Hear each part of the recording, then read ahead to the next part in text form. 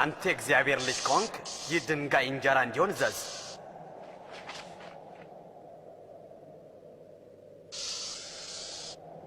በመጽሐፍ ሰው በእግዚአብሔር ቃል እንጂ በእንጀራ ብቻ አይኖርም ተብሎ ተጽፏል። ለእናንተ የእግዚአብሔርን መንግሥት ሥልጣን ማወቅ ተሰጥቷቸዋል። ለሌሎቹ ግን የግድ በምሳሌ ይነገራቸዋል። ምክንያቱም እያዩ ስለማያዩ እየሰሙ ስለማያስተውሉ ነው።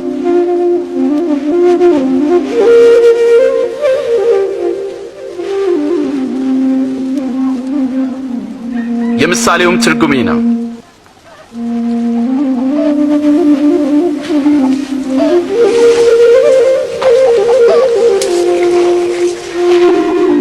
ዘሩ የእግዚአብሔር ቃል ነው።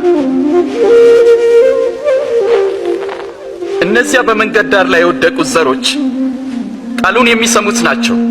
ዲያብሎስ ይመጣል፣ እንዳያምኑም ቃሉን ከልባቸው ይወስዳል።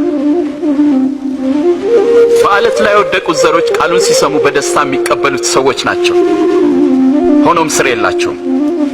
የሚያምኑትም ለጊዜው ነው። ፈተና በመጣ ጊዜ ግን ፈርተው ይክዳሉ። እነዚያ በእሾህ መካከል የወደቁት ቃሉን የሚሰሙት ናቸው፣ ግን ስለ ራሳቸው በማሰብ በባለጠግነታቸውና በምቾታቸው ይታነቃሉ። ስለዚህ ሙሉ ፍሬ አያፈሩ። በመልካም መሬት ላይ የወደቁት ደግሞ እነርሱ በመልካምና በጎ ልብ የቃሉን መልእክት ሰምተው የሚጠብቁት ናቸው።